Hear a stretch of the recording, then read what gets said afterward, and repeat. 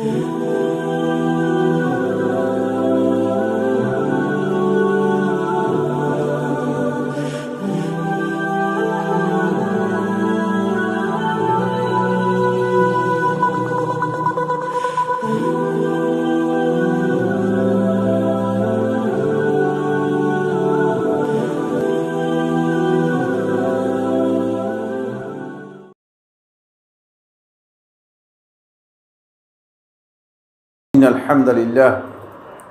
الحمد لله نحمده ونستعينه ونستغفره ونعوذ بالله من شرور أنفسنا وسيئات أعمالنا من يهده الله فلا مضل له ومن يضلل فلا هادي له وأشهد أن لا إله إلا الله وحده لا شريك له وأشهد أن محمدا عبده ورسوله الذي بلغ الرسالة وأدى الأمانة ونصح الأمة وكشف بإذن ربه الغمة وتركنا على بيضاء ليلها كنهارها لا يزيغ عنها إلا هالك.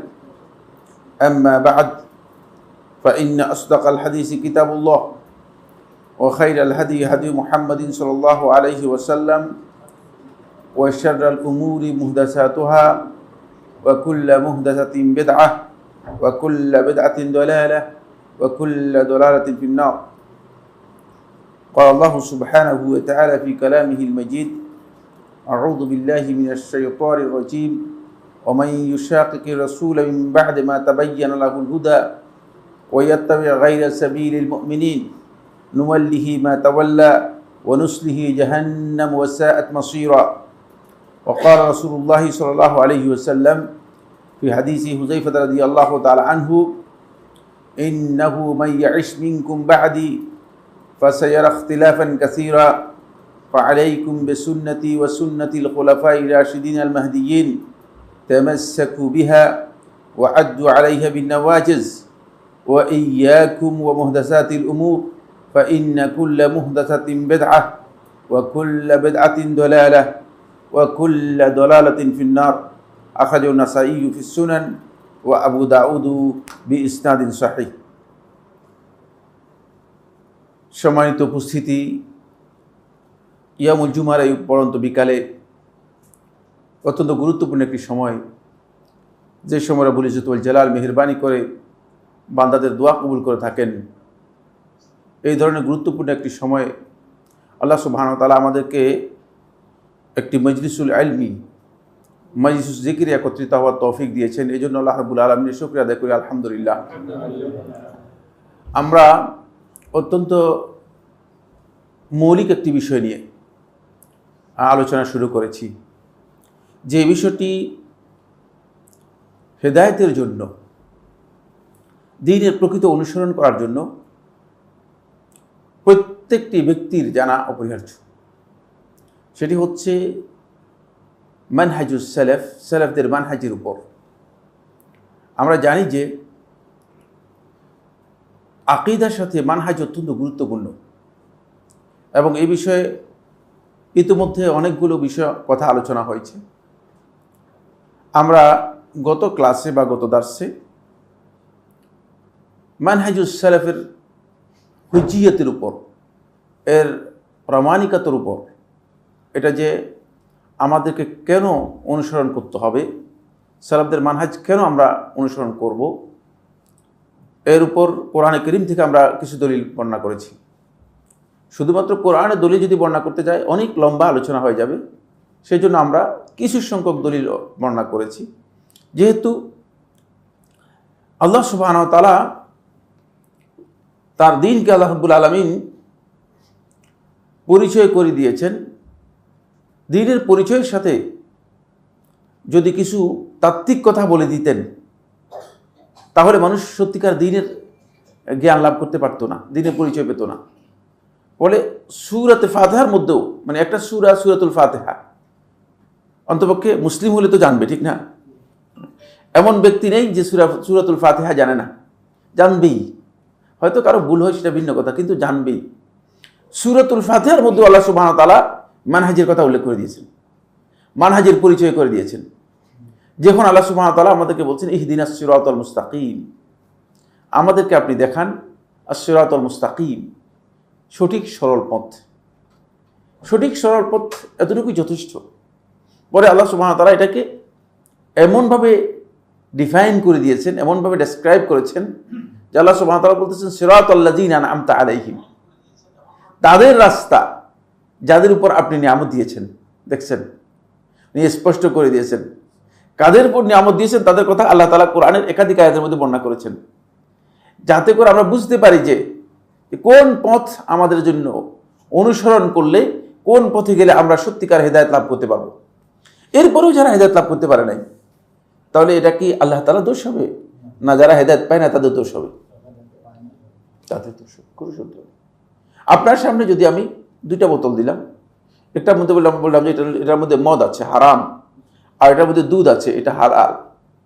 এখন আপনাকে স্পষ্ট করে দেওয়ার পরে আপনি যদি এরপরেও মদের বোতল ইখতিয়ার করেন, মদের বোতলটা গ্রহণ করেন, তাহলে এটা যদি কোনো ব্যক্তি আল্লাহর দিকে এই দোষ ন্যস্ত করে, তাহলে সেই ব্যক্তি জাহিল। কোন সন্দেহ নেই। বুঝতে পেরেছেন কিনা? অবশ্যই জাহিল, কারণ তাকে তো বলা হয়েছে, স্পষ্ট করে দেওয়া হয়েছে। আমাদের রাস্তা স্পষ্ট করে দেওয়া আছে। রাস্তার দলিল হিসেবে আমরা কোরআন থেকে অনেকগুলো আয়াত আলোচনা করেছি, হাদিস থেকেও আমরা অনেকগুলো দলিল, কয়েকটি দলিল মনে হয় আলোচনা করেছি, দুইটি দলিল আলোচনা করেছি। শেষ দলিলটি খুবই গুরুত্বপূর্ণ, এর ব্যাখ্যা করব। দ্বিতীয় নম্বর যে দলিলটি গত আলোচনার মধ্যে আমরা তুলে ধরেছিলাম, এটি হুযায়ফা রাদিয়াল্লাহু আনহু বর্ণিত হাদিস। হাদিসটি আবু দাউদ তার সুনানের মধ্যে বর্ণনা করেছেন, কিছু অংশ ইবনে মাজাহ তার সুনানের মধ্যে বর্ণনা করেছেন, কিছু অংশ ইমাম নাসাঈ রাহমাতুল্লাহ তার সুনানের মধ্যে বর্ণনা করেছেন, কিছু অংশ আহমদ ইবনে হাম্বল রাহমাতুল্লাহ তার মুসনাদের মধ্যে বর্ণনা করেছেন। সবগুলোকে একসাথ করে এই হাদিসের মূল রেওয়ায়াতটাকে যদি বুঝেন, তাহলে এই হাদিসে রাসূলুল্লাহ সাল্লাল্লাহু আলাইহি ওয়াসাল্লাম স্পষ্ট করেছেন যে ভয়ঙ্কর ফিতনা, বিপর্যয়, সমস্যা যখন মুসলমানদের কাছে দেখা দেবে, তখন মুসলিমদের করণীয় কাজ কি সেটা স্পষ্ট করেছে এই হাদিসের মধ্যে। আর এটাও রাসূলুল্লাহ সাল্লাল্লাহু আলাইহি ওয়াসাল্লাম ভবিষ্যৎবাণী করেছেন যে আমার পরবর্তী সময়ে তোমরা যখন জীবন যাপন করবে, তখন তোমরা দ্বীনের ব্যাপারে বিভিন্ন ধরনের মতবাদ, মতাদর্শ, চিন্তাধারা, বক্তব্য, ইখতিলাফ, মতবিরোধ এগুলো দেখবে। তো মতবিরোধ তো এখন আমরা দেখছি না, মতবিরোধ দেখছি না, মতবাদ আমরা দেখতে পাচ্ছি। দ্বীনের ব্যাপারে মানুষের বিভিন্ন চিন্তাধারা মানুষ কি করতেছে, পোষণ করতেছে এবং বক্তব্য দিচ্ছে অনেক রকমের। ফিতনাও এখন আমাদের কাছে বিভিন্ন দিক থেকে ফিতনা আসছে, ফিতনাও দেখা যাচ্ছে, এই প্রকারের ফিতনা, ওই প্রকারের ফিতনা, হাজার রকমের ফিতনা। ফিতনা কাকে বলা হয় থাকে? আপনারা হয়তো মনে করছেন ফিতনা হয়তো এমন একটা জিনিস, যে স্বাভাবিক কথা হচ্ছে যে হয়তো আমার বড় ধরনের একটা জটিলতা, ক্ষতি করে দিল, এমন জিনিস। ফিতনাকে অনেকে মনে করছে ফিতনাটা মনে হয় ভয়ঙ্কর কিছু, কিন্তু ফিতনা আসলেই ভয়ঙ্কর, কোনো সন্দেহ নেই। কিন্তু ফিতনাটা খুব সহজেই মানুষ ফিতনার মধ্যে পতিত হয়ে যায়। ফিতনা হচ্ছে যেখানে আপনি হক এবং বাতিল এই দুইয়ের মধ্যে পার্থক্য করতে পারবেন না, হকের সাথে বাতিল মিশ্রিত হয়ে যাবে, আলাদা করতে পারতেছেন না, এমন কাজটাকে বলা থাকে ফিতনা, এমন বিষয়টা হচ্ছে ফিতনা। আর সেটা যদি দ্বীনের ব্যাপারে হয়, তাহলে এই পৃথিবীতে সবচেয়ে নিকৃষ্টতম ফিতনা এটা। কারণ হলো এর মাধ্যমে একজন ব্যক্তি তার ঈমান হারাতে পারে, হেদায়েতভ্রষ্ট হয়ে যেতে পারে, জান্নাত হারাতে পারে, আল্লাহ এবং তার রাসূলের রাস্তা থেকে সরে যেতে পারে। এটা দ্বীনের ব্যাপারে হলে এত ভয়ঙ্কর ফিতনা। ফিতনা হচ্ছে এইভাবে যে আল ইলতিবাসু বাইনাল হক ওয়াল বাতিল, হক এবং বাতিলের মধ্যে আপনার মিলিয়ে ফেললেন, আর আলাদা করতে পারতেছেন না, মিলিয়ে যাবে, এটা হলো ফিতনা। যেমন আমি আপনাদেরকে সহজ একটা উদাহরণ দিই। যখন উম্মুল মুমিনিন আয়েশা রাদিয়াল্লাহু তাআলা আনহা তিনি উমরা করে তিনি যাচ্ছিলেন মদিনার উদ্দেশ্যে, মক্কা থেকে কিছু দূর আসার পরে তিনি জানতে পারলেন যে ওসমান ইবনে আফফান রাদিয়াল্লাহু হত্যা করা হয়েছে। তখন একদল লোক উম্মুল মুমিনিন আয়েশা রাদিয়াল্লাহু আনহাকে বিভ্রান্ত করলেন, বিভ্রান্ত করে উম্মুল মুমিনিন রাদিয়াল্লাহু তাআলা আনহাকে নিয়ে গেলেন ইরাকের দিকে। তিনি যাওয়ার কথা ছিল মদিনায়, চলে গেলে ইরাকের দিকে। সেখানে এক বিশাল বিপর্যয় মুসলমানদের নেমে আসলো। কেউ জানতো না যে আসলে কি হচ্ছে, ঘটনা কি হচ্ছে। এই ধরনের একটা বিপর্যয় নেমে এসেছে। ফলে মুসলমানরা মানে কোনটা হক কোনটা বাতিল, একদিকে আল্লাহ রাসূল সাল্লাল্লাহু আলাইহি ওয়াসাল্লামের স্ত্রী উম্মুল মুমিনিন আয়েশা রাদিয়াল্লাহু আনহা রয়েছেন, আবার আরেকদিকে আল্লাহ রাসূল সাল্লাল্লাহু আলাইহি ওয়াসাল্লামের মেয়ে জামাই, এই উম্মতের সর্বপ্রথম যিনি ইসলাম গ্রহণ করেছেন তিনি, এই উম্মতের আল্লাহ রাসূল সাল্লাল্লাহু আলাইহি ওয়াসাল্লাম যার সম্পর্কে বলেছেন যে আমি তোমার থেকে, তুমি আমার থেকে, তোমার মর্যাদা আমার কাছে যেমন হারুনের মর্যাদা মুসা আলাইহিস সালামের কাছে, এমন একজন ব্যক্তি। কিভাবে পারতো কোনটা হক কোনটা বাতিল, কিভাবে হক এবং বাতিল, এইভাবে, এটা হচ্ছে ফিতনা। বুঝতে পেরেছেন কিনা? এটা হচ্ছে ফিতনা। এই যে কঠিন ফিতনাগুলো, এই ফিতনা মূলত শুধুমাত্র আহলে ইলম যারা রয়েছে তাদের কাছে স্পষ্ট হয়, আর সাধারণ লোকদের কাছে এটা স্পষ্ট হয় না। এই জন্য সব সময় সব যুগেই ফিতনা থেকে বাঁচার জন্য একটা সুনির্দিষ্ট মানদণ্ড দেওয়া আছে। সেই মানদণ্ডে যদি কোনো ব্যক্তি নিজেকে চালাতে পারে, অনুসরণ করতে পারে, তাহলে সে ফিতনা থেকে বাঁচতে পারবে। আর এই মানদণ্ড যদি উত্তীর্ণ হতে না পারে, তাহলে সে ব্যক্তি ফিতনায় বিপর্যস্ত হবে, ফিতনা তাকে আক্রান্ত করবে। রাসূলুল্লাহ সাল্লাল্লাহু আলাইহি ওয়াসাল্লাম সেই কথা বলেছেন, ইন্নাহু মান ইয়াইশ মিনকুম বাদি, আমার পরে তোমরা যারা জীবন যাপন করবে দেখবে যে ফাসায়ারা ইখতিলাফান কাসীরা, তোমরা অনেক মতপার্থক্য দেখবে দ্বীনের ব্যাপারে। নতুন কথার এখন আর শেষ নেই। মানে এখন প্রত্যেকের বক্তব্যই আল্লাহ রাসূলের বক্তব্যের সাথে কোনো মিল নেই, ব্যবসাটা এমন। তখন কাজ করণীয় কি? ফালাইকুম বিসুন্নতি ওয়া সুন্নাতিল খুলাফায়ে রাশিদিন আল মাহদিয়িন, তোমরা আমার সুন্নতকে আঁকড়ে ধরবে। রাসূল সাল্লাল্লাহু আলাইহি ওয়াসাল্লামের সুন্নাত, এটাই আমাদের জন্য যথেষ্ট। অনুসরণ করার জন্য রাসূলের সুন্নতের বিকল্প কোনো কিছুই নেই। রাসূলের সুন্নতই হচ্ছে একমাত্র হিদায়াতের জন্য আল্লাহর পক্ষ থেকে প্রদত্ত মানে তরিকা। কিন্তু তারপরে রাসূলুল্লাহ সাল্লাল্লাহু আলাইহি ওয়াসাল্লাম যুক্ত করেছেন ওয়া সুন্নাতিল খুলাফায়ে রাশিদিন আল মাহদিয়িন, খুলাফায়ে রাশিদিন হিদায়াত প্রাপ্ত এবং যারা সঠিক পথ প্রাপ্ত হয়েছেন তাদের সুন্নতকেও তোমরা আঁকড়ে ধরবে। কারণ হলো রাসূল সাল্লাল্লাহু আলাইহি ওয়াসাল্লামের সুন্নাত যদি কারো কাছে তখন জানা না থাকে, তারা যেন এদের সুন্নত থেকে বের না হয়। বুঝতে পেরেছেন কিনা? যাতে করে এদের সুন্নত থেকে বের না হয়। এটা আমার আলোচ্য বিষয় না, আমার আলোচ্য বিষয় আরেকটু পরে। তামাসসাকু বিহা, রাসূল সাল্লাল্লাহু আলাইহি ওয়াসাল্লাম এটাকে কত বেশি গুরুত্ব দিয়েছেন। আলাইকুম, এটা উজুবকে বোঝায়। আপনারা যারা আরবি পড়েছেন, আলাইকুম যদি বলা হয় আলাইকুম বিল জামাআ, মানে তোমরা জামাত বলতে তোমরা মুসলিম উম্মার যেই ঐক্য রয়েছে, ঐক্যের সাথে তোমরা নিজেদেরকে বাধ্যতামূলকভাবে রাখবে। মানে এই যে আলাইকুম, মানে এটা বাধ্যতামূলক, নিজেদের উপর তোমরা বাধ্যতামূলক করে নাও, এটা অব্লিগেটরি নির্দেশ। এরপরে আবার রাসূল সাল্লাল্লাহু আলাইহি ওয়াসাল্লাম আরেকটা নির্দেশ, তামাসসাকু বিহা, এটাকে তোমরা শক্ত করে ধরো। ওয়াআদ্দু আলাইহা বিন্নাওয়াজিজ, নওয়াজিজ বলা হয় তাকে দাঁতের মাড়ির দাঁত, যে দাঁতগুলো মাড়ির দাঁতগুলোকে নওয়াজিজ বলা হয় থাকে। না, দাঁতগুলো সবগুলো কি আলাদা আলাদা নাম আছে। এগুলোকে বলা হয় সানায়া, এগুলোকে বলা হয় সানায়া, এগুলো রুবায়া, বুঝতে পেরেছেন? তারপরে এরপরে এগুলোকে বলা হয় নওয়াজিজ। বুঝলেন? দাঁতের মাড়ির যে দাঁতগুলো আছে এগুলোকে বলা হয় নওয়াজিজ, মানে মাড়ির দাঁতগুলো শক্তিশালী হয় বেশি, এটা আপনার বেশি কাজে লাগে। এগুলো দিয়ে অত বেশি শক্ত খাবার হলে এগুলো দিয়ে তো কিছু করতে পারবে না, মাড়ি পর্যন্ত কি করতে হবে, নিতে হবে। তো ওয়াআদ্দু আলাইহা বিন্নাওয়াজিজ, তোমরা দাঁতের মাড়ির দাঁত দিয়ে তোমরা এটাকে আঁকড়ে ধরো, কামড়ে ধরো। একটু পর্যন্ত আলোচ্য বিষয় এখানে। এরপরে রাসূলুল্লাহ সাল্লাল্লাহু আলাইহি ওয়াসাল্লাম একটি কথা বলেছেন, সেটা খুব উম্মতের জন্য খুবই গুরুত্বপূর্ণ প্রয়োজন। ওয়া ইয়াকুম, আর খবরদার, সতর্ক হও।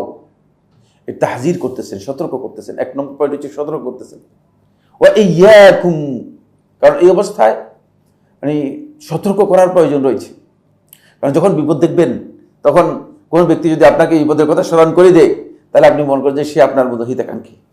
রাসূল সাল্লাল্লাহু আলাইহি ওয়াসাল্লাম এখানে বিপদের বিষয় দেখেছেন, গোটা উম্মতের জন্য আশঙ্কার বিষয় দেখেছেন। সে আশঙ্কা হচ্ছে এই, সালাফদের মানহাজ থেকে বিচ্যুত হলে তাহলে সবচেয়ে বড় আশঙ্কা যেটা, সেটা হলো ইবতিদায়ের আশঙ্কা, বেদাতে পতিত হওয়ার আশঙ্কা। বুঝতে পেরেছেন? এই জন্য আল্লাহ নবী সাল্লাল্লাহু আলাইহি ওয়াসাল্লাম বলতেছেন ওয়া ইয়াকুম হাদ্দার, এখানে তাহজির করতেছেন, সতর্ক করতেছেন। কঠিনভাবে সতর্ক করতেছেন, তোমরা সতর্ক হবে। কিসের থেকে? মানে এটার বর্ণনা দিচ্ছেন। এরপরে ওয়া মুহদাসাতিল উমুর, নূতন নূতন যত কিছু তোমাদের কাছে আসবে, নূতন বক্তব্য যা শুনবে, নূতন কথা যা আসবে, এগুলোর ব্যাপারে সতর্ক হবে।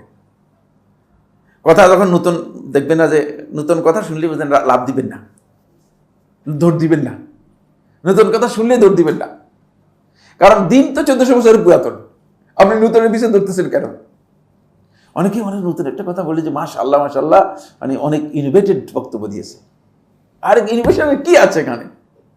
আমি এখানে কি এক্সপ্লোর করতে পারবো? আমার কি আদৌ কি এক্সপ্লোর করার কোনো ক্ষমতা আছে কিনা? কারণ এখানে তো আমার ইনোভেশনের কোনো সুযোগ নাই আমার। ওয়া মুহদাসাতিল উমুর ওয়াসফা, কোন কাজ সতর্ক করে দিচ্ছেন? ওয়া মুহদাসাতিল উমুর, সকল প্রকার নূতন যে কাজ আছে, নূতন কথা আছে, এইগুলো থেকে সতর্ক হবে। উম্মতকে স্পষ্ট করে দিয়েছেন, যখনই আপনার সামনে দেখবেন যে এরকম বিষয়, নূতন কোনো কিছু বিষয় আসছে, তখনই আপনি সতর্ক হয়ে যাবেন, বলছেন না এটা তো আমরা করতে পারি না, এটার ভিত্তি কি? এই 1400 বছরের এর আদৌ কোনো অস্তিত্ব আছে কিনা? 1400 বছরের অস্তিত্ব আছে কিনা? খুবই সহজ। ইসলামকে, সালাফদের মানহাজকে অনুসরণ করা এটা এত সহজ যে, কারণ আপনি খুব সহজভাবে দেখবেন যে আপনাকে যদি কোনো ব্যক্তি বলে যে আপনি 21 বার দরুদ শরীফ পড়েন, তাহলে আপনি জিজ্ঞেস করবেন যে 21 বার কেন দরুদ শরীফ পড়বো, 22 বার পড়লে অসুবিধা কোথায়? তোর কোনো উত্তর দিতে পারবে কিনা? তো কি জন্য আবিষ্কার করছেন 21 বার? 20 বার হলে অসুবিধা কোথায়? ঠিক না? বলে 101 টাকা মোহর দেন। আরে 101 কেন? 105 দিয়ে অসুবিধা কোথায়? কেন আবিষ্কার করেছেন এটা? কে আপনাকে বলেছে এটা করতে? এর ভিত্তিটা আপনার কি? ঠিক না? কারণ আমি তো নতুন মুসলিম হয়ে গেলাম, নতুন আল্লাহর বান্দা হয়ে গেলাম, নতুন ভাবে আল্লাহ তাআলা বিলায়াত ওলি হয়ে গেলাম, ব্যাপারটা তো এমন নয়। কারণ এই 1400 বছর পর্যন্ত তো আরো হাজার হাজার, আরো লক্ষ লক্ষ মানুষ অতিক্রম করে গেছে, তারা দ্বীনের উপর প্রতিষ্ঠিত ছিল। শুধু প্রতিষ্ঠিত ছিল না, তারা এই দ্বীন অনুসরণ করে হেদায়েত লাভ করে জান্নাত লাভ করেছে। সুতরাং তাদের ব্যাপারে আপনার বক্তব্য কি? এই জন্য বলে দিয়েছেন এটা ওয়াসফ। রাসূল সাল্লাল্লাহু আলাইহি ওয়াসাল্লাম ওয়াসফ বর্ণনা করেছেন, মুহদাসাতিল উমুর, দ্বীনের ব্যাপারে যত নতুন জিনিস আছে সবগুলোর ব্যাপারে একটি কথা, চুপ। এখানে ইয়াকুম, সতর্ক। নতুন বলতেছেন, আমাদের স্ট্যান্ড কি হবে? সতর্ক। আমাদের স্ট্যান্ড হচ্ছে সতর্ক হও, কারণ নতুন জিনিস আমরা নিতে পারতেছি না। নেয়ার পরে আমার কি বিপদ আছে সেই বিপদ দেখতেছি। এটা রাসূল সাল্লাল্লাহু আলাইহি ওয়াসাল্লাম বিষয়টির বিবরণ দিলেন। বিবরণ দিয়ে রাসূলুল্লাহ সাল্লাল্লাহু আলাইহি ওয়াসাল্লাম কি বললেন? বিবরণ দেওয়ার পরে রাসূলুল্লাহ সাল্লাল্লাহু আলাইহি ওয়াসাল্লাম এরপরে এর হুকুম বর্ণনা করে দিলেন। থার্ড, ফাইন্না কুল্লা মুহদাসাতিন বিদআহ, বলে দিলেন যে সব বেদাত, সব নতুন, যত নতুন কথা এবং কাজ আছে সবটাই বেদাত। হুকুম বর্ণনা করেন, হাকামা। মুহদাসাতকে এখান থেকে সতর্ক করলেন, নতুন আবিষ্কৃত জিনিস থেকে সতর্ক করলেন। ওয়াসাফা ও হাকাম, হুকুম বর্ণনা করে দিলেন। রাসূল সাল্লাল্লাহু আলাইহি ওয়াসাল্লাম বললেন যে এটার হুকুম কি হবে। খুব ভালো করে খেয়াল করুন, হুকুমটা কি হবে? কারণ হুকুম স্পষ্ট করে দিলেন, দ্বীনের ব্যাপারে যতই নতুন কথা আসবে, যতই নতুন কাজ আসবে, সবটাই মূলত বেদাত। এখানে রাসূল সাল্লাল্লাহু আলাইহি ওয়াসাল্লাম কথা বলেন না যে কিছু বেদাত, কিছু কি ভালো, কিছু খারাপ, এটা বলেন নাই। বলেছে কুল্লা মুহদাসাতিন বিদআহ, যত নতুন বিষয় আছে সবটাই বেদাত হবে। সুতরাং এই ধারণা করার সুযোগ নেই, এই চিন্তা করার সুযোগ নেই যে কিছু অংশ ভালো, কিছু অংশ খারাপ হবে। বেদাতের মধ্যে এক প্রকারের বেদাত হাসানা, আর এক প্রকার বেদাত কি, এরকম হওয়ার সম্ভাবনা আছে কিনা? মোটেও সম্ভব নয়। রাসূলুল্লাহ সাল্লাল্লাহু আলাইহি ওয়াসাল্লাম দ্বীনের ব্যাপারে বলেছেন, দ্বীনের ব্যাপারে বেদাতের মধ্যে হাসানা এবং সাইয়্যা হওয়ার কোনো সুযোগ নেই। কারণ হচ্ছে দ্বীনের ব্যাপারে যদি আপনি বেদাতের মধ্যে লিপ্ত হন, তাহলে সেটা ভালো হওয়ার কোনো সুযোগ নেই। যেহেতু রাসূলুল্লাহ সাল্লাল্লাহু আলাইহি ওয়াসাল্লাম স্পষ্ট করেছেন, কুল্লা মুহদাসাতিন বিদআহ, সকল নতুন আবিষ্কৃত বিষয়, সকল নতুন সংযোজিত বিষয়, দ্বীনের ব্যাপারে যেগুলো সংযোজন করা হয়েছে সবটাই কি বিদআত, সবটাই বিদআত। হুকুম দিয়ে দিয়েছেন। এটা কিন্তু আমি হুকুম দিই নাই, এটা কোনো আলেমের হুকুম নয়। এখন যে কোনো ব্যক্তি এসে আপনাকে প্রশ্ন করলে ভাই বেদাত বলতেছেন যে মানে বেদাত এর কি দলিল কি? দলিল এটাই, দলিল এটাই। যখনই নতুন কথা বলবেন এর দলিল কি? এটা হুকুম হচ্ছে রাসূল সাল্লাল্লাহু আলাইহি ওয়াসাল্লাম বলতেছে বেদাত, দলিল এখানেই। মুহদাস নতুন জিনিস, নতুন কথা, নতুন কাজ, নতুন আমল, এটা কি হবে? বেদাত হবে। কে হুকুম দিয়েছেন? সরাসরি রাসূলুল্লাহ সাল্লাল্লাহু আলাইহি ওয়াসাল্লাম হুকুম দিয়েছেন। আমরা নিজেরা কেউ হুকুম দিই নাই, হুকুম দিয়েছেন রাসূলুল্লাহ সাল্লাল্লাহু আলাইহি ওয়াসাল্লাম। আপনি যদি বলেন যে আসেন আমরা সবাই মিলে এটা কি কয় সালাতুত তাসবিহ জামাতে আদায় করে থাকি, তাহলে এখন লোকেরা এসে আপনাকে বলবে যে কি ব্যাপার, মানে সালাতুত তাসবিহ জামাতে আদায় করার ব্যাপারটা নতুন নতুন দেখা যাচ্ছে, এটা কি হুকুম হবে? হুকুম হবে বেদাত। দলিল কি? দলিল হচ্ছে রাসূল সাল্লাল্লাহু আলাইহি ওয়াসাল্লাম হুকুম দিয়ে দিয়েছেন কুল্লু মুহদাসাতিন বিদআহ। রাসূল সাল্লাল্লাহু আলাইহি ওয়াসাল্লাম সালাতুত তাসবিহ পড়েছেন, এটাই প্রমাণিত হয়নি, জামাতে তো প্রশ্নই আসে। সালাতুত তাসবিহ এই হাদিসটাকে নাসরুদ্দিন শেখুল ইসলাম ইবনে তাইমিয়া রাহমাতুল্লাহ বাতিল বলেছেন। এই জন্য যেটা হাদিস দ্বারাই সাব্যস্ত হয় নাই সেটা যদি আপনি বলেন যে না আমরা আসলে সবাই জামাতে আদায় করে থাকি। সিজদাতুশ শুকর, সিজদাতুশ শুকর জায়েজ, হাদিস দ্বারা সাব্যস্ত হয়েছে। এখন সিজদাতুশ শুকরের মধ্যে বললেন যদি বলে যে আসেন আমরা জামাতে সিজদাতুশ শুকর দিই, তাহলে এটা কি হবে? বেদাত হবে। কারণ সে দ্বীনের মধ্যে নতুন আসলেই যখনই মুহদাস হবে তখনই সেটা কি হয়ে যাবে? বেদাত হয়ে যাবে। এই হুকুম কে দিয়েছেন? রাসূল সাল্লাল্লাহু আলাইহি ওয়াসাল্লাম দিয়েছেন। বেদাতের এটাই একমাত্র দলিল। এবং বেদাত যখনই নতুন জিনিস আপনাকে করতে বলা হবে দ্বীনের ব্যাপারে, সেটা কথা হোক, কাজ হোক, আমল হোক, আকীদা হোক, সবটাই কি হবে? বেদাত হবে। এরপরে রাসূলুল্লাহ সাল্লাল্লাহু আলাইহি ওয়াসাল্লাম হুকুম দেওয়ার পরে রাসূল সাল্লাল্লাহু আলাইহি ওয়াসাল্লাম বলেছেন, এরপরে রাসূলুল্লাহ সাল্লাল্লাহু আলাইহি ওয়াসাল্লাম বেদাতের হুকুম দেওয়ার পরে রাসূলুল্লাহ সাল্লাল্লাহু আলাইহি ওয়াসাল্লাম আবার বলছেন ওয়া কুল্লু বিদআতিন দালালাহ। এর নতিজা কি হবে? নতিজা বর্ণনা করে দিয়েছেন। এই হাদিসের মধ্যে নতিজা বর্ণনা করেছেন। বেদাত করলে কি সুবিধা হবে আপনার, কি অসুবিধা হবে সেটা জানিয়ে দিয়েছেন, স্পষ্ট করে দিয়েছেন যে কুল্লু বিদআতিন দালালা, যত বেদাত হবে সমস্ত বেদাত হচ্ছে বিভ্রান্তির কারণ, পথভ্রষ্টতার কারণ। আপনি বেদাতকে যতই ক্ষুদ্র মনে করেন, কিন্তু বেদাতকে রাসূল সাল্লাল্লাহু আলাইহি ওয়াসাল্লাম বেদাতের কি করতেছেন? বেদাতের রেজাল্ট দিচ্ছেন, যে বেদাতের রেজাল্ট হচ্ছে আল্লাহ নবী সাল্লাল্লাহু আলাইহি ওয়াসাল্লাম বলেছেন এটা হচ্ছে বিভ্রান্তির কারণ। তাহলে ছোট হলেও এটার মধ্যে বিভ্রান্তি আছে, ছোট হলে এটা কি বিভ্রান্তি আছে। আর এটা কে বলতেছেন? রাসূলুল্লাহ সাল্লাল্লাহু আলাইহি ওয়াসাল্লাম বলতেছেন। এরপরে এটা হলো দুনিয়াতে, দুনিয়াতে ওই ব্যক্তি পথভ্রষ্ট হয়ে যাবে। আর মাআল কি হবে? তার আখিরাতে তার পরিণতি কি হবে? ওয়া কুল্লু দালালাতিন ফিন্নার। আখিরাতে সকল প্রকার দলালাত, যে বিভ্রান্তির রাস্তা নিয়েছে, বেছে নিয়েছে, যে বিভ্রান্তির রাস্তাকে নিজের জন্য গ্রহণ করেছে, সে জাহান্নামের রাস্তা চলে গেল। সুতরাং আল্লাহ নবী সাল্লাল্লাহু আলাইহি ওয়াসাল্লাম এর মাআলটা কি সেটাও বলে দিয়েছেন। দুনিয়াতে এর রেজাল্ট কি হবে এবং আখিরাতে এর মাআল কি হবে, আখিরাতে এর পরিণতি কি হবে, এটাও রাসূলুল্লাহ সাল্লাল্লাহু আলাইহি ওয়াসাল্লাম কি করেছেন? স্পষ্ট করে দিয়েছেন। এখান থেকে বোঝা যাচ্ছে যে মূলত সালাফদের মানহাজকে বাদ দিয়ে যদি কোনো ব্যক্তি নিজের মন গড়া মানহাজ অনুসরণ করে, তাহলে সেই ব্যক্তি এই ধরনের পরিণতির মুখোমুখি হবে। এটা মূলত সালাফদের মানহাজের সাথে নিবিড়ভাবে জড়িত। যেহেতু রাসূলুল্লাহ সাল্লাল্লাহু আলাইহি ওয়াসাল্লাম বিভিন্ন বিভ্রান্তি, মতবিরোধ, ফিতনা, বিপর্যয়, সমস্যা এবং এই মতবিরোধের এই সময় রাসূল সাল্লাল্লাহু আলাইহি ওয়াসাল্লাম একটাই মানহাজ আমাদেরকে শিক্ষা দিয়েছেন, সেটা হচ্ছে আলাইকুম বিসুন্নতি ওয়া সুন্নাতিল খুলাফায়ে রাশিদিনিল মাহদিয়িন। সুন্নাত, রাসূলুল্লাহ সাল্লাল্লাহু আলাইহি ওয়াসাল্লাম সুন্নাতকে আঁকড়ে ধরা এবং খোলাফায়ে রাশিদিনের সুন্নাতকে আঁকড়ে ধরার কথা বলেছেন। আর এই বিপরীত রাসূলুল্লাহ সাল্লাল্লাহু আলাইহি ওয়াসাল্লাম এই সতর্ক করেছেন। এই সতর্ক করেছেন এই জন্য করেছেন যেহেতু এই রাস্তার বাইরে গেলে আপনি নতুন নতুন চিন্তাধারা, নতুন নতুন বক্তব্য, নতুন নতুন আমলের দিকে চলে যাবেন, যেটা আপনাকে বেদাতের দিকে নিয়ে যাবে, যেটা আপনাকে বেদাতের দিকে নিয়ে যাবে। এই হাদিস থেকে আমরা এই কথা স্পষ্ট করে বুঝতে পেরেছি, সেটা হলো সালাফদের মানহাজ থেকে বিচ্যুত হওয়াই মূলত এখানে বেদাতের দিকে ধাবিত হওয়ার সম্ভাবনা রয়েছে। আজকে আপনি দেখেন আকীদার দিক থেকে সালাফদের মানহাজ থেকে যারা বিচ্যুত হয়েছে, দুটি ফিরকার নাম আমি বলছি। একটি হচ্ছে মুরজিয়া ফিরকা, আর একটি হচ্ছে জাবরিয়া ফিরকা।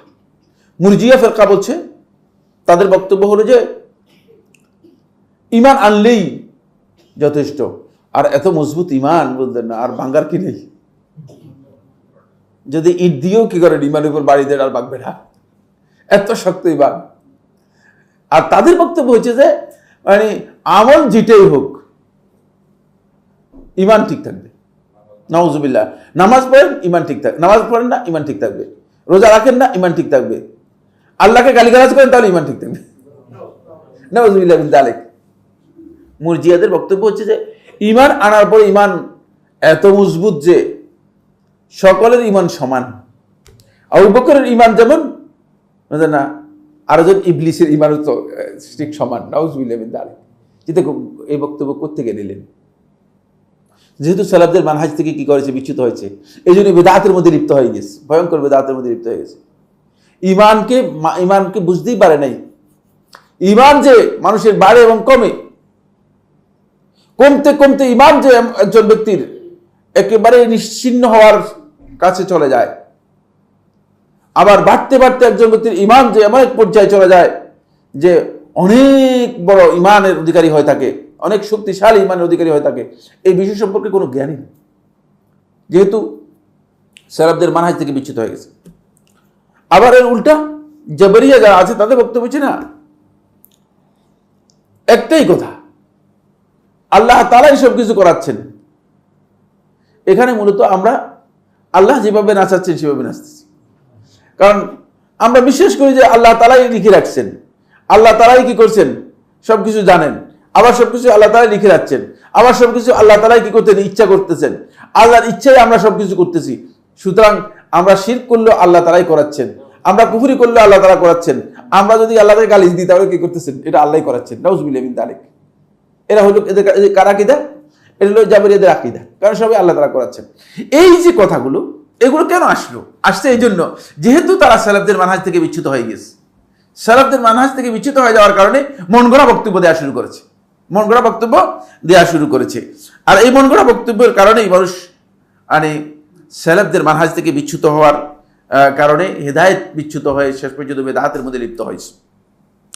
3 নম্বর দলিল, 2 নম্বর দলিল আলোচনার পরে 3 নম্বর যে দলিল সেটা হলো এই হাদিসটি আহমদ ইবনে হাম্বল রাহমাতুল্লাহ মুসনাদের মধ্যে বর্ণনা করেছেন, 17,182 নম্বর হাদিস।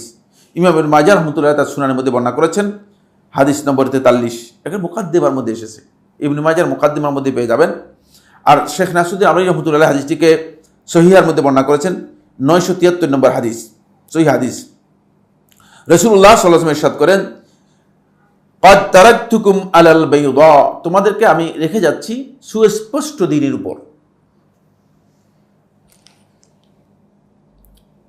তারাকতুকুম আলাল বাইদা লাইলুহা কানাহারিহা, এর রাত্র দিনের মতো। যদি সরল অনুবাদ করি তাহলে অর্থ হবে লাইলুহা মানে এর রাত্র, কানাহারিহা এর দিনের মতো।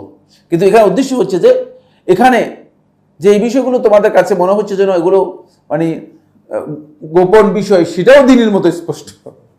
যেগুলো তোমাদের কাছে মনে হয় যেন কঠিন বিষয়, মানে তোমাদের বুঝতে কষ্ট কঠিন হবে, সেগুলো দিনের মতো স্পষ্ট।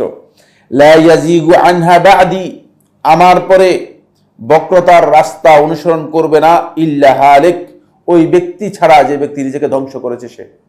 কারণ বক্রতার পথ শুধুমাত্র ধ্বংসপ্রাপ্ত ব্যক্তি ছাড়া আর কেউ কি করবে না, অনুসরণ করবে না। এই যে হাদিসের বক্তব্য মানে রাসূলুল্লাহ সাল্লাল্লাহু আলাইহি ওয়াসাল্লাম বলেছেন, এই হাদিস থেকে বোঝা যাচ্ছে কাদেরকে রেখে যাচ্ছেন রাসূল সাল্লাল্লাহু আলাইহি ওয়াসাল্লাম কথা বলেছেন, কাদেরকে, তারাকতুকুম কাদেরকে, হ্যাঁ কাদেরকে রাখছে? হ্যাঁ সাহাবায়ে কেরাম থেকে না, রাসূলুল্লাহ সাল্লাল্লাহু আলাইহি ওয়াসাল্লাম তো আপনি আমি ছিলাম না, আপনি ছিলেন নাকি? কে কে ছিলেন এখানে? আমরা একজন ছিলাম না, সাহাবায়ে কেরাম ছিলেন, দেখছেন? তাহলে এখানে যাদেরকে রেখে যাচ্ছেন এটা হচ্ছে সাহাবায়ে কেরামগণ। সাহাবায়ে কেরামদের কাছে দিনটা এমন ভাবে পরিষ্কার ছিল, এমন ভাবে স্পষ্ট ছিল যে এর মধ্যে কোনো ধরনের প্রচ্ছন্নতা ছিল না, কোনো ধরনের গোপন বিষয় ছিল না, কোনো ধরনের হিডেন কোনো কিছু ছিল না, কোনো ধরনের কাউকে কোনো কিছু দিয়ে গেছেন এমন কিছু ছিল না। বলছেন তারাকতুকুম আলাল বাইদা, একেবারেই উজ্জ্বল সুস্পষ্ট দ্বীনের উপর তোমাদেরকে রেখে যাচ্ছি, সুস্পষ্ট দ্বীনের উপর তোমাদেরকে রেখে যাচ্ছি। এটা হলো প্রথম কথা। তাহলে বুঝা যাচ্ছে যে সাহাবায়ে কেরামরা মানে সুস্পষ্ট দ্বীনের উপর ছিলেন। এটাই হচ্ছে দলিল আমাদের এখানে। সাহাবায়ে কেরামদেরকে আমরা কেন অনুসরণ করব? এই জন্য অনুসরণ করবো যেহেতু সাহাবায়ে কেরামগণ সুস্পষ্ট দ্বীনের উপর ছিলেন। দ্বিতীয় নম্বর যে বিষয়টি সেটা হলো রাসূলুল্লাহ সাল্লাল্লাহু আলাইহি ওয়াসাল্লাম স্পষ্ট করেছেন দ্বীনের মধ্যে আল্লাহ নবী সাল্লাল্লাহু আলাইহি ওয়াসাল্লাম কোনো গোপন বিষয় রেখে যান নাই। বাতিনি বিষয় কি রেখে যান নাই। সুতরাং যারা এই ধারণা করে যে দ্বীনের কিছু জিনিস জাহেরি আছে আর কিছু জিনিস কি বাতিনি, এরা হলো শিয়া বাতিনি সম্প্রদায় সর্বপ্রথম একথা আবিষ্কার করেছে। শিয়া বাতিনি সম্প্রদায় সর্বপ্রথম এটা আবিষ্কার করেছে। কারণ হচ্ছে কোরআন এবং হাদিসের মন মতো ব্যাখ্যা দেওয়ার কোনো ভিত্তি তো নেই। আমি কোরআনে একটা আয়াত পড়ে আমার মন মতো যদি ব্যাখ্যা দিই, হাদিস পড়ে যদি আমার মন মতো ব্যাখ্যা দিই, তাহলে ব্যাখ্যা দেওয়ার তো কোনো সুযোগ নাই। এখন আপনি জিজ্ঞেস করবেন যে ভাই আপনি যে ব্যাখ্যাটা দিলেন, মানে আপনার তো এখন অনেকে আছে হয়তো আরবি বুঝেন না, মানে আমি বলে দিলাম চলে গেল বুঝতে, কিন্তু যারা আরবি জানে তারা বলবে যে এই যে কথাটা বললেন এটা কোথেকে বললেন ভাই, কিন্তু কোথেকে বললেন, এটা তো কোরআনের মধ্যে নেই। আল্লাহর পক্ষ থেকে নূর আসছে, রাসূল নূরের তৈরি। এই কথাটা যদি মানুষ বুঝতো আরবি, তাহলে মানুষ বলতো যে এই গর্তম, এখানে তো নূর থেকে নূরের তৈরি, রাসূল এই কথা কোথাও নেই, কেমনে বলতেছো তুমি, বলতো না। কিন্তু মানুষ তো জাহিল, মানুষ তো কোরআন পড়ে নেই, মানুষ তো কোরআনে কিছু জানে না, বুঝতে পেরেছেন কিনা। তখন তারা কি করেছে, মানে একটা ভুল বুঝ এখান থেকে নিয়েছে, ভুল বুঝ একটা এখান থেকে নিয়েছে, আর সেও মানুষদেরকে বুঝাই দিয়েছে আন্দাজের উপর। এইখানে নূর বলা হয়েছে না, মানুষ বুঝে গেছে যে কি রে, হ্যাঁ নূর তো বলছে, কি বলছে এখানে তো, আর বাকিটা তো জানে না, বাকি অংশটুকু তো জানা নেই। ফলে এই ধরনের বিভ্রান্তিকর ব্যাখ্যা যারা দিয়েছে বাতিনি সম্প্রদায়, তারা দেখলো যে মানে মানুষের কাছে যখন যায় তাদের বক্তব্য দেয় আবার বারবার করে যে তুমি এই কথা কোত্থেকে বলতেছো, এটা তো কোরআনের বক্তব্য নয়। তখন বলছে এটা হলো কোরআনের বাতিনি অর্থ। তো এই বাতিনি অর্থ জানলেন কিভাবে আপনি? রাসূল সাল্লাল্লাহু আলাইহি ওয়াসাল্লাম স্পষ্ট করে গেছে, এই হাদিস থেকে বোঝা যায় কোরআনের মধ্যে অথবা আল্লাহর বিধানের মধ্যে আল্লাহ নবী সাল্লাল্লাহু আলাইহি ওয়াসাল্লাম এমন কোন বিষয় রেখে যাননি যেগুলো বাতিনি হতে পারে, যেগুলো কি হতে পারে, বাতিনি হতে পারে, এমন কোন বিষয় রাসূলুল্লাহ সাল্লাল্লাহু আলাইহি ওয়াসাল্লাম রেখে যান নাই। একেবারে স্পষ্ট করে দিয়েছেন তোমাদেরকে উজ্জ্বল দিনের উপর রেখেছে। বরং আল্লাহ সুবহানাহু ওয়া তাআলা অন্য আয়াতের মধ্যে সূরা কোরআনে কারীমের মধ্যে আল্লাহ তাআলা বলেছেন সুম্মা জাআলনাকা আলা শরীআতিন মিনাল আমরি ফাত্তাবি'হা, আপনাকে আমি দ্বীনের ব্যাপারে সুস্পষ্ট শরীয়তের উপর রেখে যাচ্ছি। শরীআতিন মিনাল আমর, এই দ্বীনের ব্যাপারে সুস্পষ্ট শরীয়তের উপর রেখে গেছে। আল্লাহ তারা রাসূলকে বলতেছে যে আপনাকে সুস্পষ্ট শরীয়তের উপর আমি অধিষ্ঠিত করেছি। এখানে কোনো এমন কিছু নেই, বাতিনি কিচ্ছু নেই। মানে আপনি বাতিনি বের করতেছেন কোত্থেকে? কে আপনাকে বাতিনি বের করতে বলেছে? কেন আপনি বাতিনি বের? এটা হচ্ছে পরিপূর্ণরূপে সালাফের মানহাজের পরিপন্থী। কারণ এখন বাতিনি যদি আপনি বের করতে যান, তাহলে আপনি মন মতো যাই দ্বীনের নামে চালাই দিতে পারবেন, কোরআনের নামে আপনি আপনার ব্যাখ্যা চালাই দিতে পারবেন। পুরোটাই কি কোরআনের নামে আপনি ব্যাখ্যা চালাই দিতে পারবেন। আমি যদি এই বাতিনি ব্যাখ্যা সূরা ফাতিহার করি, আপনারা সবাই আশ্চর্য হয়ে যাবেন। বাতিনিদের ব্যাখ্যা সবাই এখানেই বলবে যে ইয়া সুবহানাল্লাহ, কি বলতেছেন এগুলো, বুঝতে পেরেছেন? কারণ তারাই ব্যাখ্যা করেছে, তাদের মন মতো এই ধরনের ব্যাখ্যা করেছে, তাদের মন মতো কি করেছে, এইভাবে ব্যাখ্যা করেছে, যেটা আল্লাহ এবং তার রাসূল এগুলো থেকে কি সম্পূর্ণ আলাদা এবং মুক্ত। এই ব্যাখ্যা থেকে আলাদা এবং মুক্ত আল্লাহ এবং তার রাসূল। এই ধরনের ব্যাখ্যা তারা নিজেদের মন গড়া কি করেছে, বলছে কোত্থেকে করলেন এই ব্যাখ্যাগুলো, কোত্থেকে এই বক্তব্য নিয়ে আসলেন? বলছে এগুলো বাতিনি ব্যাখ্যা। তো পেলেন কোথায়? আর কোনো সূত্র নেই। এখন বলতেছে আমরা যারা বাতিনি, আমরা তোমাদের মতো মানে সনদ থেকে হাদিস নিই না, আন ফুলান অমুকের থেকে অমুক, অমুকের থেকে অমুক, অমুকের থেকে অমুক, এই যে তোমরা সনদ বর্ণনা করে হাদিস বর্ণনা করে, তখন আমরা এটা নিই না। আমরা নিই, আমাদের সনদ হচ্ছে আন কালবিন, এক অন্তর থেকে আর অন্তর থেকে আমরা খবর নিই। তাদের ডেলিভারি সিস্টেমটা কি? ডেলিভারি সিস্টেমটা কি? মানে পুরো জিনিসটাকে কি করে দিয়েছে, ভিতরে ঢুকাই দিয়েছে।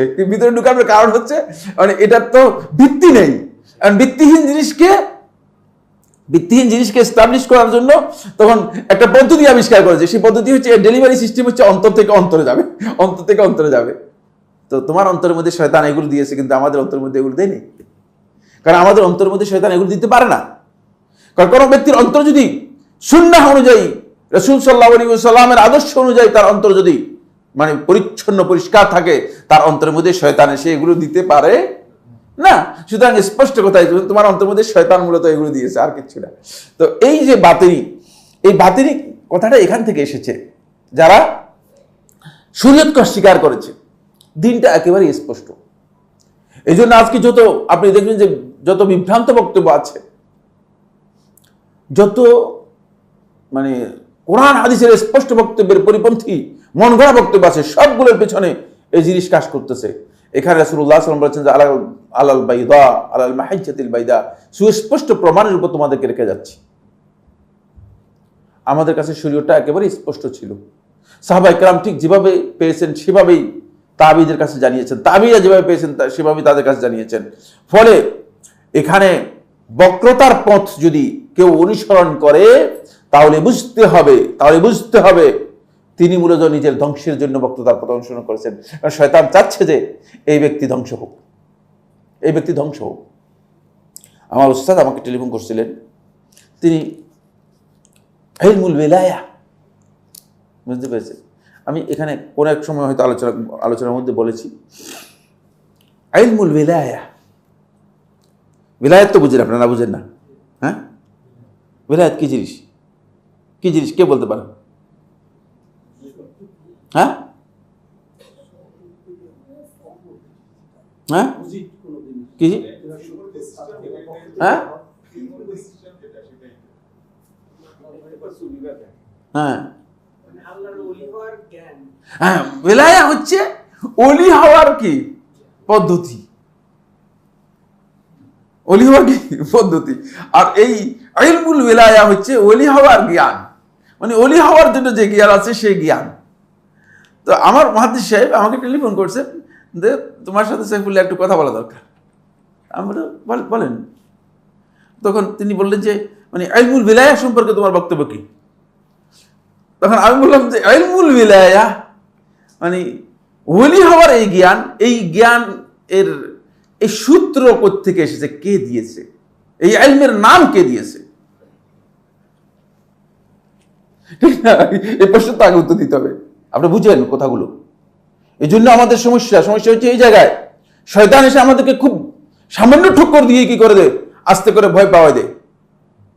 খবরদার, খেয়াল রাখবেন যে আপনি জিনিসগুলো জানতে হবে, আপনার ক্লিয়ার হতে হবে এটার নাম কে দিয়েছে। রাসূল সাল্লাল্লাহু আলাইহি ওয়াসাল্লাম দিয়েছেন, কোরআনের কোথাও দিয়েছে, হাদিসের কোথাও এসেছে, কে বলেছে এই নাম? আর উত্তর দিতে পারে না। আমি বললাম যে যদি এটা কেউ না দিয়ে থাকে তাহলে এটা পরিসংখ্যানই মুহাদ্দাস, এই নামটাই মুহাদ্দাস, এই নামটাই নতুন আবিষ্কৃতের ব্যাপারে রাসূল সাল্লাল্লাহু আলাইহি ওয়াসাল্লামের স্পষ্ট বক্তব্য, কুল্লু মুহদাসিন কে বিদআহ, প্রশ্নই আসে না। এবার উনি বললেন যে এটাকে ইলম বললে অসুবিধা কি?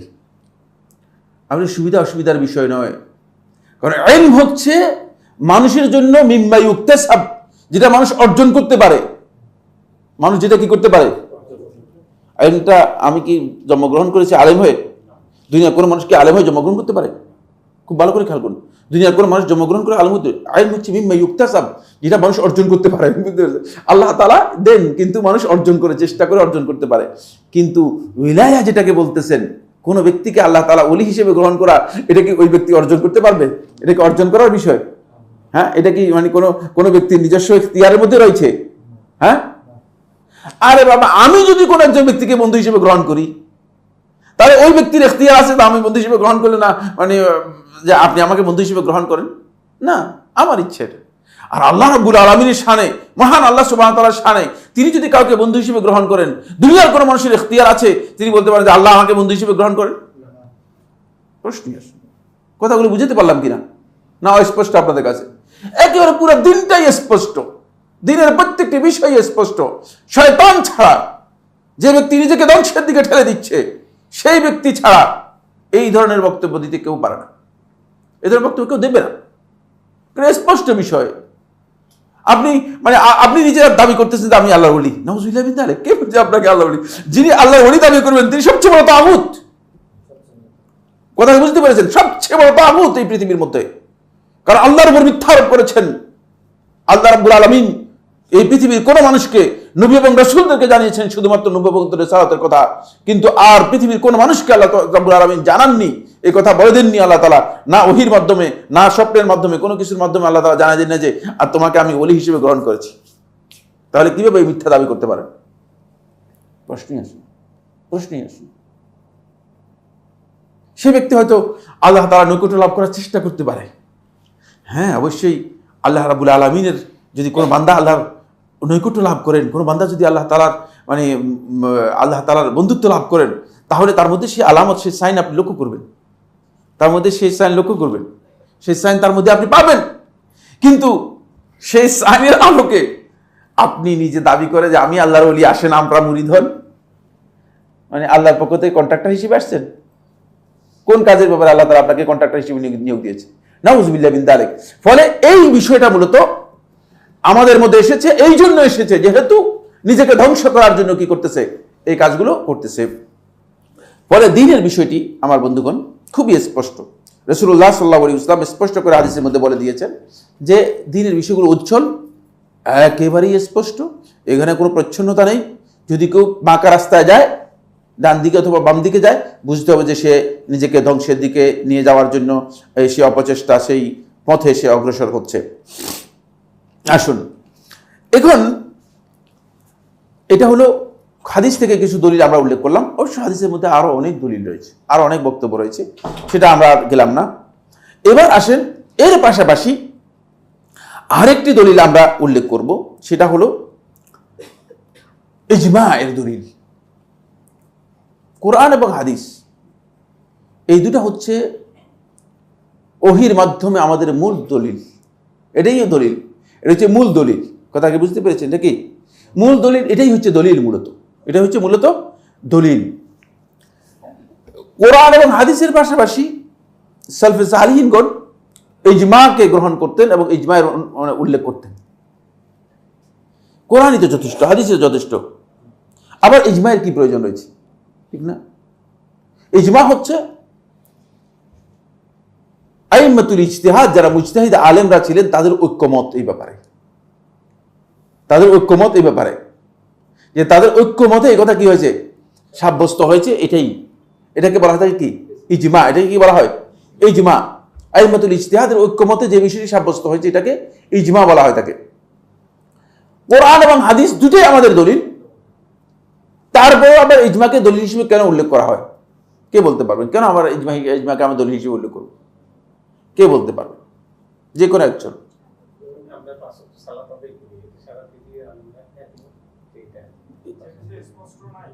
একমত হয়ে লাভ কি হলো? আমার কি লাভ? কি? আমার কাছে তো কোরআন হাদিসের মধ্যে রয়েছে, ইন্নাল্লাহ ইফতারাদা আলাইকুম ফিল ইয়াউমি ওয়াল লাইলাতি খামসা সালাওয়াত, আল্লাহ তাআলা দিন এবং রাতের মধ্যে তোমার উপর 5 ওয়াক্ত সালাত ফরজ করেছেন। সহিহ বুখারী হাদিস। সুতরাং 5 ওয়াক্ত ফরজই হয়েছে, তাহলে আপনি ইজমা করুন কি লাভ?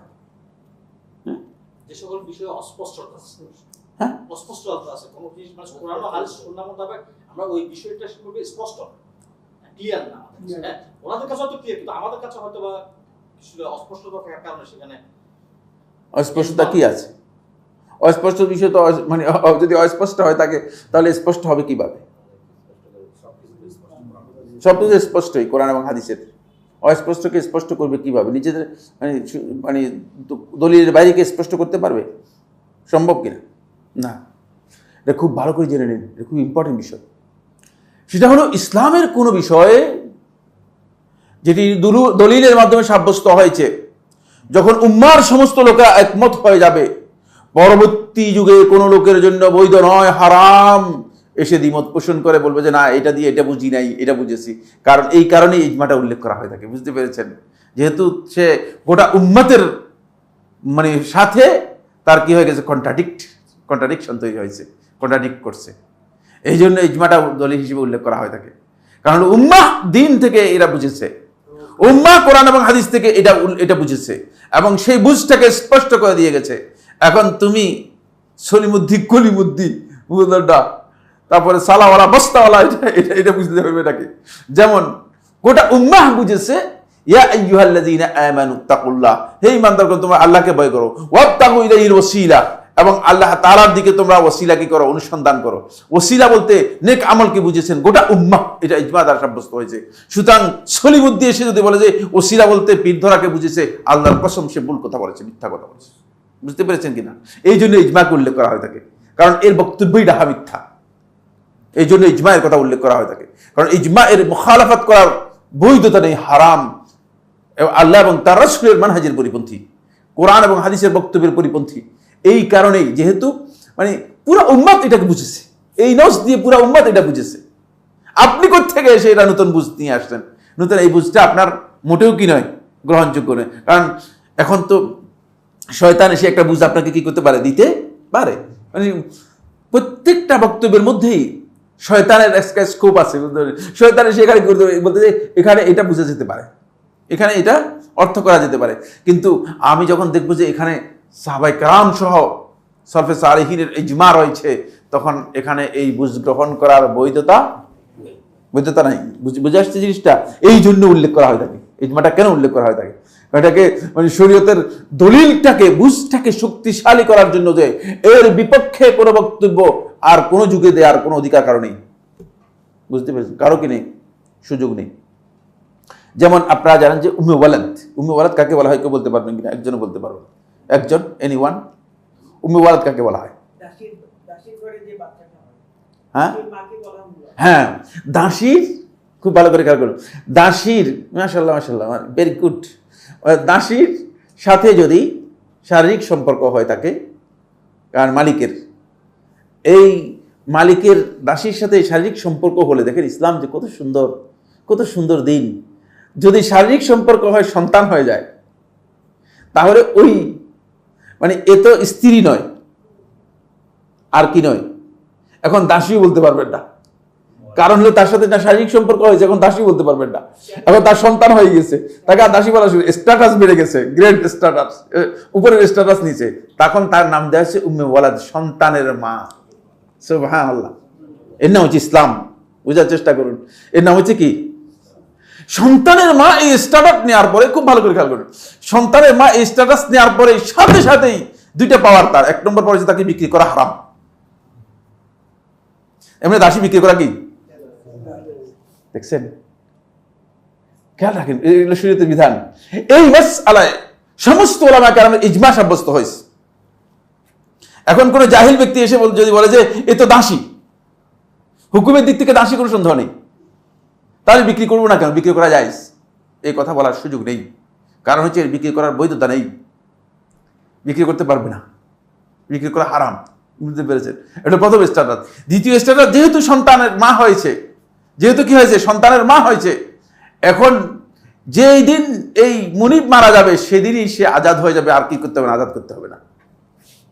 কারণ দাসী মালিক যখন মারা যাবে, তখন মালিক হবে কে? সন্তান মালিক হবে। সন্তান মালিক হলেই সাথে সাথে কি হয়ে যাবে? আজাদ হয়ে যাবে, যেহেতু সন্তান নিজের অধীনস্থ। এই জন্য সন্তানের কি হবে না?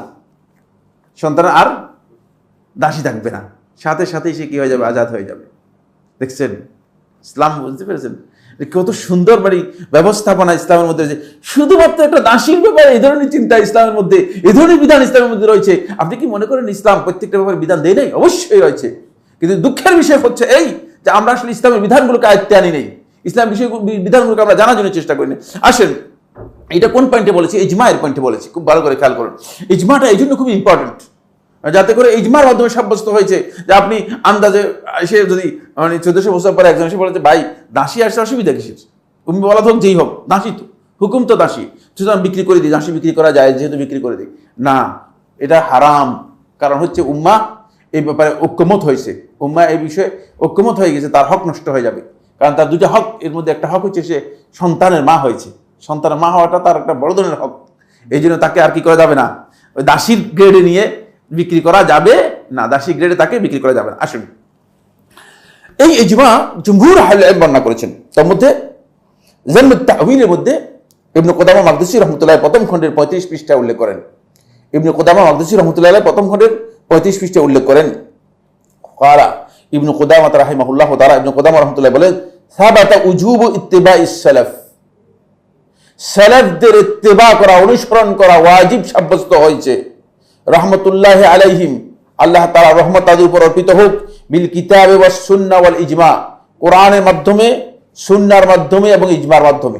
দেখছেন একেবারেই এটা ইবনে কুদামা মাকদিসী রাহমাতুল্লাহ উল্লেখ করেছেন যে উম্মার ইজমা সাব্যস্ত হয়েছে, ওয়াজিব হচ্ছে সালাফদের মানহাজের আপনাকে অনুসরণ করতে হবে। এর অর্থ কি? অর্থ দুটি। এক নম্বর অর্থ হচ্ছে সালাফদের মানহাজের বিপরীতে কোনো মানহাজের অনুসরণ করা জায়েজ নেই, হারাম।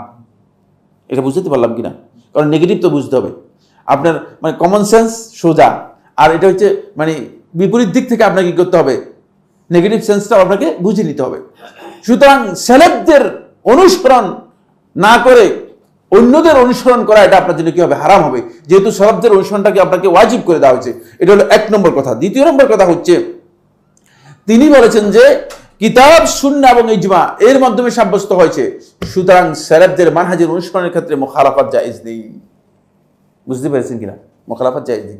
এই জন্য আল্লাহ তাআলা বলেছেন যে যদি কেউ অনুসরণ করে অন্য পথ, অন্যদিকে মুখ ফিরিয়ে নে, অন্যদিকে মুখ করে নে, নুওয়াল্লিহি মা তাওয়াল্লা, তাকে আমি সেদিকে ফিরে দেব, ওয়ানুসলিহি জাহান্নাম, এবং তাকে জাহান্নামে নিক্ষেপ করব।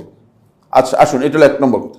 2 নম্বর, শেখুল ইসলাম ইবনে তাইমিয়া রাহমাতুল্লাহ মাজমু ফাতাওয়ার মধ্যে 4th খণ্ডের 149 পৃষ্ঠায় বলেন, মাজমু ফাতাওয়া 4th খণ্ডের 149 পৃষ্ঠায় শেখুল ইসলাম ইবনে তাইমিয়া রাহমাতুল্লাহ বলেন, লা আইবা আলা মান আযহারা মাযহাব আস-সালাফ ওয়ান্তাসাবা ইলাইহি ওয়া আতাজাল ইলাইহি বাল ইয়াজিবু কাবুলু যালিকা মিনহু বিল ইত্তিফাক ফাইন্না মাযহাব আস-সালাফ লা ইয়াকুনু ইল্লা হাক্কান। খুব ভালো করে খেয়াল করুন, শেখুল ইসলাম ইবনে তাইমিয়া রাহমাতুল্লাহ বক্তব্যটি বললাম, লা আইবা, কোনো দোষ নেই, কোনো সমস্যা নেই ওই ব্যক্তির জন্য, মান আযহারা মাযহাব আস-সালাফ, যে সালাফদের মানহাজকে স্পষ্ট করে মানে বলবে যে আমি সালাফি। এটা নতুন কিছুই না, কারণ এটা মানে শেখুল ইসলাম ইবনে তাইমিয়া বলতেছেন, তিনি মৃত্যু হয়েছে কত সালে জানেন কি না? 788 সনে, 788 সনে এই বক্তব্য, যে কেউ যদি নিজেকে সালাফি মনে করে থাকে, সালাফি দাবি করে থাকে, সালাফি বক্তব্য দিয়ে থাকে, অথবা সালাফদের মানহাজকে কি করে প্রমোট করার জন্য চেষ্টা করে, এটা তার জন্য আইবের বিষয় নয়। ওয়ান্তাসাবা ইলাইহি, এবং সেদিকে নিজেকে সম্পৃক্ত করে, ওয়া আতাজা ইলাইহি, এবং নিজেকে পরিচয় দেয় সালাফি হিসেবে, বাল, বরং, ইয়াজিবু কাবুলু যালিকা, এটাকে গ্রহণ করা ওয়াজিব তার কাছ থেকে, মিনহু বিল ইত্তিফাক, মুসলিম উম্মার ইত্তিফাকের মাধ্যমে সাব্যস্ত হয়েছে, ঐক্যের মাধ্যমে সাব্যস্ত হয়েছে, ঐকমত্যে সাব্যস্ত হয়েছে। এটা শেখুল ইসলাম ইবনে তাইমিয়া রাহমাতুল্লাহ বর্ণনা করতেছেন। আপনি জানেন যে 2 জন ব্যক্তির মানে ইজমা, সমস্ত আহলে ইলমগণ বলেছেন যে এটি একেবারেই নির্ভরযোগ্য, এর মধ্যে কোনো ধরনের কি নেই, কনফিউশন নেই, প্রশ্ন নেই। একজন হচ্ছে আবু মুহাম্মদ ইবনে হাজম আন্দালুসি রাহমাতুল্লাহ আলাইহি, আর দ্বিতীয়জন হচ্ছে শেখুল ইসলাম ইবনে তাইমিয়া রাহমাতুল্লাহ আলাইহি। এই 2 জনের আলাদা কিতাব রয়েছে, মারাতিবুল ইজমা নামে। আবু মুহাম্মদ ইবনে হাজম রাহমাতুল্লাহ আলাইহি একটি কিতাব রয়েছে, শেখুল ইসলাম ইবনে তাইমিয়া রাহমাতুল্লাহ একটি কিতাব রয়েছে, কিতাবুল ইজমা, যেখানে তিনি ইজমা নকল করেছেন। তিনি বলতেছেন মুসলিম উম্মার ইমামদের ঐকমত্যে এটি সাব্যস্ত হয়েছে যে সালাফদের কওল, সালাফদের মানহাজকে কবুল করা এটা হচ্ছে ওয়াজিব। কারণ কি? তালিল করতেছেন তিনি, এর কারণটা বর্ণনা করতেছেন, এর তালিল উল্লেখ করতেছেন। ফাইন্না মাযহাব আস-সালাফ, কারণ হচ্ছে সালাফদের মাযহাবের অনুসরণ করা, সালাফদের বক্তব্যের অনুসরণ করা, লা ইয়াকুনু ইল্লা হাক্কান, কারণ এটাই একমাত্র হক, এছাড়া হকের বাইরে নেই। কারণ হকের বাইরে থাকলে তাহলে আপনার কাছে মানে বিভ্রান্তি তৈরি হবে। কারণ সালাফদের কাছেই তো হক ছিল, হকটা তো সালাফরাই পেয়েছে, রাসূল সাল্লাল্লাহু আলাইহি ওয়াসাল্লামের কাছ থেকে সরাসরি যে হকটুকু পেয়েছে সালাফরাই সেই হকটুকু পেয়েছে। এই জন্য বলতেছেন যে সালাফদের এই মানহাজের অনুসরণ করা, এই গড়ির কি সমস্যা রয়েছে? আর নাউজুবিল্লাহ মিন যালিক, গড়িটা ঠিক করে নেই কেন? আমি তো ওই গড়ির দিকে তাকিয়ে টাইম ইয়ে করতে, হ্যাঁ গড়ি ঠিক করা দরকার ছিল। যাই হোক, এবার আসেন, এরপরে শেখুল ইসলাম ইবনে কাইয়্যিম রাহমাতুল্লাহ ইলামুল মুআক্কিলিনের মধ্যে উল্লেখ করেন, তিনি বলেন 4th খণ্ডের 152 পৃষ্ঠায় তিনি বলেন, লাম ইয়াজাল আহলুল ইলমি ফি কুল্লি আসরিন ওয়া মিসর ইয়াহতাজুনা বিমা হাযা সাবিলুহু মিন ফাতাওয়াস সাহাবা ওয়া আকওয়ালিহিম ওয়া লা ইউনকিরুহু মুনকিরুম মিনহুম ওয়া তাসানিফুল উলামা শাহিদাতুন বিযালিকা ওয়া মুনাজারাতুহুম নাতিকাতুন বিহি। শেখুল ইসলাম ইবনে কাইয়্যিম রাহমাতুল্লাহ ইলামুল মুআক্কিলিনের 4th খণ্ডের 152 পৃষ্ঠায় বলেন যে প্রত্যেক যুগে এবং প্রত্যেক দেশে, প্রত্যেক শহরে এটি প্রমাণিত বিষয় যে ওলামায়ে কেরামগণ মানে সাহাবায়ে কেরামদের ফতোয়া, সাহাবায়ে কেরামদের বক্তব্য, সাহাবায়ে কেরামদের মানে কথাগুলোকে তারা বর্ণনা দিয়েছেন, দলিল হিসেবে গ্রহণ করেছেন, দলিল হিসেবে তারা গ্রহণ করেছেন। যুগে যুগে সাহাবায়ে কেরামদের বক্তব্যকে দলিল হিসেবে গ্রহণ করা হয়েছে। সুতরাং কেউ যদি মনে করেন যে না সাহাবীদের বক্তব্য দলিল হিসেবে গ্রহণ করা যাবে না, তাহলে তিনি কি করেছেন? তিনি এই ব্যাপারে ভুল একটা সিদ্ধান্তের মধ্যে রয়েছেন। তার এই ভুল বক্তব্য তার এই কাজটি। কারণ হলো এই কারণেই সাহাবায়ে কেরামদের বক্তব্যগুলোকে একসাথ করা হয়েছে, যেহেতু সাহাবায়ে কেরামগণ সরাসরি দ্বীন গ্রহণ করেছেন কার কাছ থেকে? রাসূল সাল্লাল্লাহু আলাইহি ওয়াসাল্লামের কাছ থেকে। এখন 1400 বছর আগের রাসূল সাল্লাল্লাহু আলাইহি ওয়াসাল্লামের কাছ থেকে যিনি দিন গ্রহণ করেছেন তার দিনটা পিওর হবে, না 1300 বছর পর, 1200 বছর পর, 1400 বছর পর, মানে ইন্ডিয়াতে যখন কোন বক্তব্য দিয়েছেন বুঝলেন না, খাজা মঈনুদ্দিন চিশতির বক্তব্যটা ঠিক হবে, কারটা ঠিক হবে? আমি খাজা মঈনুদ্দিন চিশতিকে ছোট করে বলছি, নাউজুবিল্লাহ বিন যালিক। কিন্তু আমরা দেখবো যে আগে বক্তব্য কি দেওয়া হয়েছে, আগের বক্তব্যটা এখানে সবচেয়ে বেশি কি মর্যাদা পাবে। কারণ হলো তারা রাসূল সাল্লাল্লাহু আলাইহি ওয়াসাল্লামের কাছ থেকে দিনটাকে কি করেছেন, গ্রহণ করেছেন, রাসূল সাল্লাল্লাহু আলাইহি ওয়াসাল্লামের কাছ থেকে দিনটাকে গ্রহণ করেছেন। ফলে এই কারণে রাসূলুল্লাহ সাল্লাল্লাহু আলাইহি ওয়াসাল্লাম তাদের অনুসরণ করতে বলেছেন। এরপরে যে বক্তব্যটি বা যে দলিলটি সেটা হলো রাসূলুল্লাহ সাল্লাল্লাহু আলাইহি ওয়াসাল্লাম এই কারণেই সাহাবায়ে কেরামদের সাথে রাসূলুল্লাহ সাল্লাল্লাহু আলাইহি ওয়াসাল্লাম তাদের যে উত্তম অনুসারী যারা আছে তাদেরকেও কি করেছেন, সংযুক্ত করে উল্লেখ করেছেন। সহিহ বুখারী এবং মুসলিমের হাদিসের মধ্যে এসেছে, বুখারী হাদিস নম্বর 2651, মুসলিম হাদিস নম্বর 2535। রাসূলুল্লাহ সাল্লাল্লাহু আলাইহি ওয়াসাল্লাম ইরশাদ করেন, খায়রুন নাসি কারনি, মানুষদের মধ্যে উত্তম মানুষ হচ্ছে আমার সময়ের মানুষরা, সুম্মাল্লাযীনা ইয়ালুনাহুম, তারপরে যারা আসবে তারা, সুম্মাল্লাযীনা ইয়ালুনাহুম, তারপরে যারা আসবে তারা। এখানে রাসূলুল্লাহ সাল্লাল্লাহু আলাইহি ওয়াসাল্লাম স্পষ্ট করে দিয়েছেন যে যেহেতু পরবর্তী সময়ে বিভিন্ন ধরনের বিকৃতি, বিভিন্ন ধরনের পরিবর্তন আসবে, 3 যুগের সত্যিকার যারা অনুসারী রয়েছে তাদের ব্যাপারে রাসূলুল্লাহ সাল্লাল্লাহু আলাইহি ওয়াসাল্লাম নিজের পক্ষ থেকে সাক্ষ্য দিয়ে গেছেন। এই জন্য সাক্ষ্য দিয়ে গেছেন যে এদের যদি কেউ অনুসরণ করে তাহলে সে ব্যক্তি সত্যিকার হেদায়েত লাভ করতে পারবে, আর এদের যদি অনুসরণ থেকে কোনো ব্যক্তি দূরে সরে যায় তাহলে সে ব্যক্তি হেদায়েত কি করতে পারবে, লাভ করতে পারবে না। এরপরে এই হাদিসের শেষের দিকে আল্লাহ রাসূল সাল্লাল্লাহু আলাইহি ওয়াসাল্লাম বলেছেন, সেটা বলেছেন যে ওয়ায়াতি নাসুন, মানে এদের পরবর্তী সময়ে একদল লোকের আগমন ঘটবে, ইয়াশহাদুনা ওয়ালা ইউস্তাশহাদুন, তারা নিজেদের পক্ষ থেকে এসে সাক্ষী দিবে, ওয়ালা ইউস্তাশহাদুন, তাদের কাছে সাক্ষী তলব করা হবে না, মিথ্যা সাক্ষী দেওয়ার জন্য আসবে। বুঝলেন, দ্বীনের ব্যাপারে নিজের মন কথা বলে সাক্ষী দেওয়ার জন্য আসবে, হ্যাঁ আমরা এরকম শুনেছি, এরকম জানি। লা ইউস্তাশহাদুন, তাদের কাছ থেকে সাক্ষী গ্রহণ করা হবে না। ওয়ায়াখুনুন, তারা দ্বীনের ব্যাপারে খেয়ানত করবে। ওয়ায়াকযিবুন, তারা মিথ্যা কথা বলবে। ওয়ালা ইউসাদ্দিকুন, অথবা তাদেরকে সত্য প্রতিপন্ন করা হবে না, তারা সত্য কথা বলবে না। এখান থেকে বোঝা যাচ্ছে যে পরবর্তী সময় মূলত খেয়ানত শুরু হবে। এই কারণেই হেদায়েতের জন্য আল্লাহ নবী সাল্লাল্লাহু আলাইহি ওয়াসাল্লাম আমাদেরকে মানে প্রথম 3টি যুগের ব্যক্তিদেরকে কি করেছেন, মানদণ্ড হিসেবে দেখিয়ে গেছেন। এবার আসল যে পয়েন্টটি নিয়ে আগামী ক্লাসে আমরা আলোচনা করব সেটা হলো এই মানদণ্ড থেকে আমাদেরকে সরানোর জন্য মানে পরবর্তী যুগের লোকেরা যেই পদ্ধতিগুলো অবলম্বন করেছে সেই পদ্ধতি হচ্ছে 6টি। কয়টি পদ্ধতি বললাম? 6টি। এটা আগামী ক্লাসে আলোচনা হবে। মানে সাহাবায়ে কেরামদের থেকে সরানোর জন্য কি করা দরকার, অথবা মানে এই যে মানহাজ রাসূল সাল্লাল্লাহু আলাইহি ওয়াসাল্লাম স্পষ্ট দিন রেখে গেছেন, এই দিন থেকে সরানোর পদ্ধতিটা কিভাবে কেন আমরা সরে গেলাম, এটা তো আমাদের জানতে হবে কোন পদ্ধতিতে আমাদেরকে এখান থেকে সরানো হয়েছে। সেই পদ্ধতি হচ্ছে 6টি পদ্ধতিতে কি করেছে এবার আমাদেরকে সরিয়ে নেওয়া হয়েছে। ইনশাআল্লাহ তাআলা আমরা আগামী ক্লাসে সেই বিষয় সম্পর্কে কথা বলবো। হাযা সুবহানাকাল্লাহুম্মা ওয়া বিহামদিকা আশহাদু আল্লা ইলাহা ইল্লা আনতা আস্তাগফিরুকা ওয়া আতুবু ইলাইক।